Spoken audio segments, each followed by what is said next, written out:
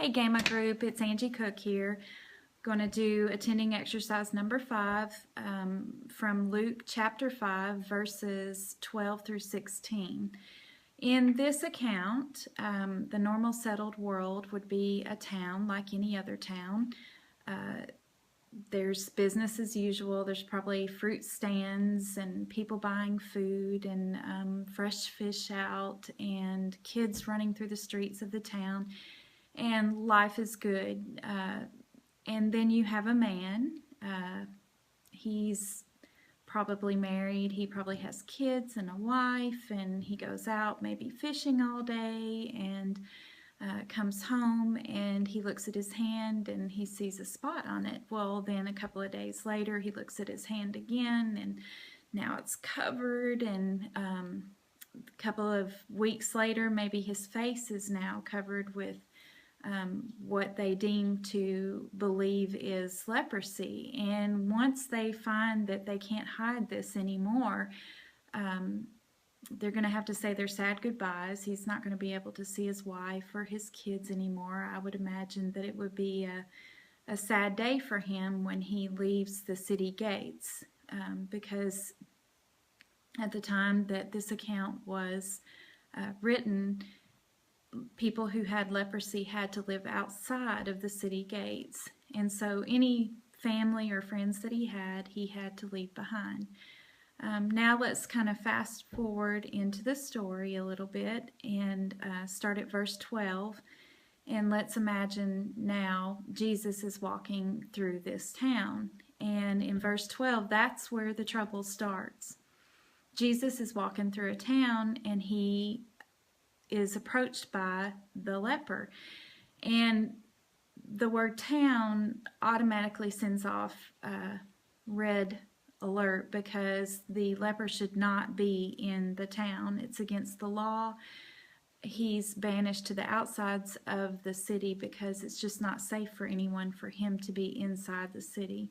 They could catch it, or also there of course was the stigma that he must have done something bad if he had leprosy, so he shouldn't be in the town. So not only is he in the town, but he is about to approach, well actually he is approaching Jesus, and when he sees him he of course falls to his face.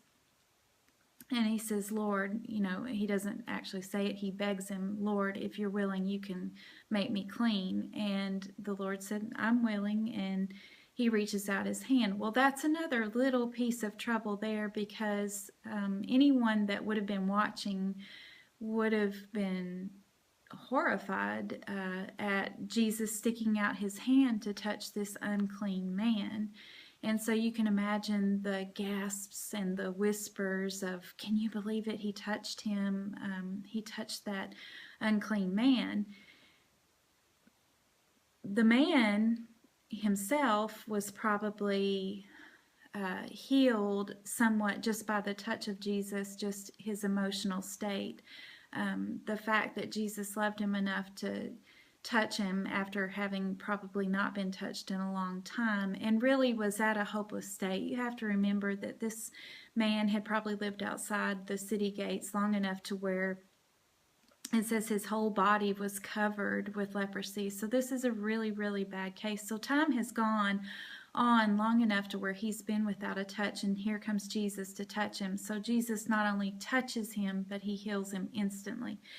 And then he, of course, tells him, don't tell anybody. And he gives him specific instructions to go to the priest, and make a sacrifice like the Old Testament.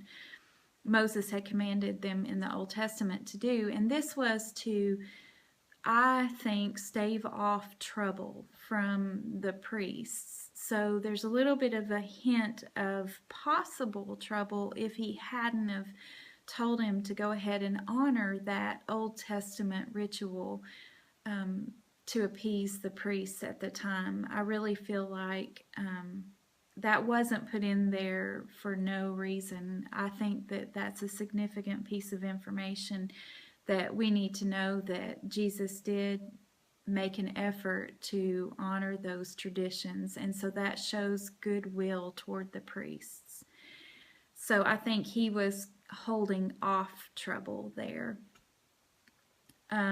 How does this story move toward a resolution? Well, it really moves into trouble and resolution rather quickly. We only have a few verses here. It moves into trouble the minute that the leper comes on the scene, and it moves into resolution almost the minute that Jesus sees the leper, because the leper begs him, heal me, and Jesus immediately heals him. And so really there's a resolution within, by the end of verse 13, really. So in 2 verses, you kind of make that circle. The new resituated world that we can imagine at the end of this story, I think that's where I left off last time. I really didn't go into that, but this time I can imagine that this man who has been healed by Jesus probably ran back to his family and his friends, and he said, look at me.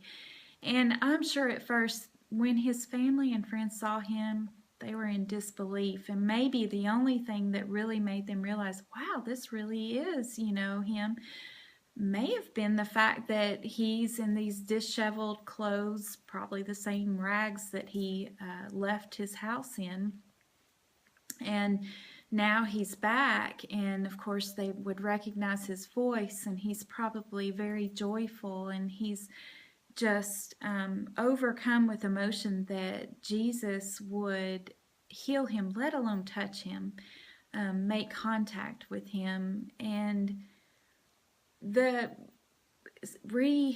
believe that for me, I think that probably his whole family after that really just couldn't even help themselves. They had to go meet Jesus as well.